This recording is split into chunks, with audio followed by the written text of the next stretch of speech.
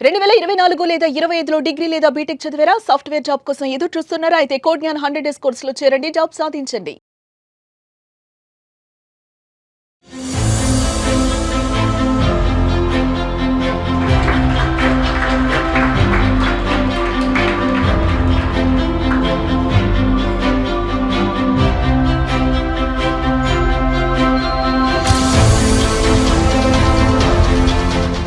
నేను రుచిత కాగ్నిజెంట్‌లో ప్లేస్ అయ్యాను.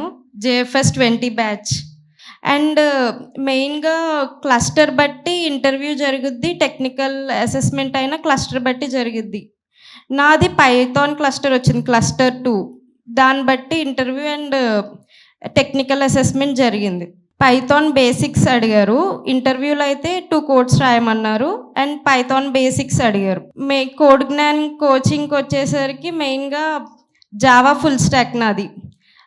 Anand sir Java చెప్పారు మాకు. ఆనంద్ సార్ చెప్పేది ఎలా ఉంటుందంటే స్టూడెంట్స్ అర్థం చేసుకొని పిన్ టు పిన్ వాళ్ళకి అర్థమయ్యే విధానంలో చెప్తారు, step to step. Anand sir అయితే చాలా మాకు కోర్ జావా అయిపోయింది, చాలా బాగా చెప్పారు. నెక్స్ట్ ఎస్క్యూఎల్ కూడా ఆనంద్ సారే చెప్తున్నారు మాకు. ఎస్క్యూఎల్ జరుగుతుంది ఇప్పుడు. యాప్టిట్యూడ్ కిరణ్ సార్ డీల్ చేశారు. టెక్నిక్స్ అవన్నీ చాలా బాగా చెప్పారు. కమ్యూనికేషన్కి వచ్చేసరికి శ్రీలత మ్యామ్ డీల్ చేశారు. అండ్ మాక్ ఇంటర్వ్యూస్ తీసుకుంటారు మ్యామ్. అవి బెస్ట్. ఇంకా చాలా బాగా హెల్ప్ అవుతాయి స్టూడెంట్స్కి. ఎందుకంటే ఫీడ్బ్యాక్ రివ్యూస్ ఇస్తారు మనం చెప్పేదాన్ని బట్టి. మనం ఎలా చెప్తున్నాం, మనలో ఏమి ఇంప్రూవ్ చేసుకోవాలి, ఏది మైనస్, అవన్నీ చెప్పి చాలా చెప్తారన్నమాట. గైడెన్స్ ఇస్తారు. ఇది ఇలా చెప్తే కరెక్ట్ ఇంటర్వ్యూలో అలా అని చెప్పి హెల్ప్ చేస్తారు. కిషోర్ సార్ అయితే మాస్టర్ క్లాసెస్ తీసుకున్నారు మాకు. ప్రతి ఇంటర్వ్యూ పాయింట్లో అన్నట్లో కోడ్ జ్ఞాన్ తరపున ప్రతి ఒక్క ఫ్యాకల్టీ హెల్ప్ చేశారు, సపోర్ట్ ఇచ్చారు. మనకి వీక్లీ ఏఐ మాక్ ఇంటర్వ్యూస్ ఉన్నాయి. సో అవి నీకు ఎలా యూజ్ అయ్యాయి? అంటే అందులో కమ్యూనికేషన్ వైజ్ ప్రతి దాని వైజ్ రేటింగ్ వస్తుంది కదా, 5 స్టార్ రేటింగ్ ఇస్తారు కదా. దాన్ని బట్టి హానెస్ట్ మనం చెప్పే ప్రాక్టికల్ నాలెడ్జ్ అవన్నీ ఇంప్రూవ్ చేసి దాన్ని బట్టి ఇస్తారు. అది అయితే మ్యాక్సిమం హెల్ప్ అయింది ఇంటర్వ్యూస్ అటెండ్ అవ్వడానికి. అంటే ఇప్పుడు ఇంకా డెవలప్ చేశారు మాక్ ఇంటర్వ్యూస్, దాన్ని కోడింగ్ రాయడము అవన్నీ ఆ పోర్టల్లో. దానివల్ల మనకి తెలుస్తుంది బయట డైరెక్ట్గా అడిగితే ఎలా రాయొచ్చు అవన్నీ. అలా హెల్ప్ అయింది. ఓకే, ఇంకా ఏమైనా సజెషన్స్ మాకు?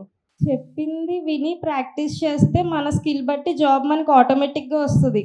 కోడ్ జ్ఞానంలో డబ్బులు కట్టి కూర్చొని మనకి ఏమి చేయకుండా మనకి ఏం రావట్లేదంటే ఏది రాదు. ఈవెన్ కోడ్ జ్ఞానం కూడా ఏం చేయలేరు కదా, మనం ప్రాక్టీస్ చేయకుండా ఏం చేయకుండా మాకు జాబ్ ఇవ్వట్లేదు అంటే.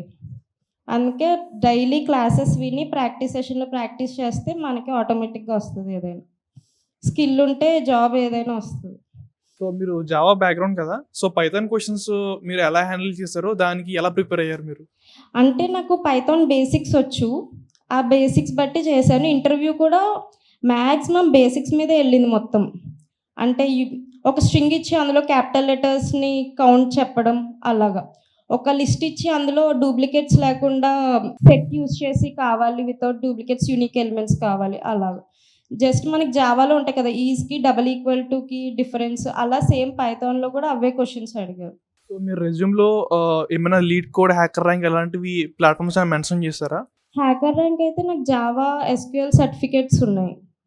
పైథాన్ సిస్కో నుంచి సర్టిఫికేషన్ ఉంది. సో ఎట్లాంటి ప్రాబ్లమ్స్ మీరు ఎక్కువ బాగా ప్రాక్టీస్ చేశారు? మెయిన్గా హ్యాకర్ ర్యాంక్ లీడ్ కోడ్ ఎక్కువ ప్రాక్టీస్ చేస్తే మనకి చాలు. అవి మెన్షన్ చేసుకుంటే చాలు. ప్రాబ్లమ్స్ ఎక్కువ కన్నా మనకు అర్థం చేసుకొని కరెక్ట్గా చేసుకుంటే చాలు.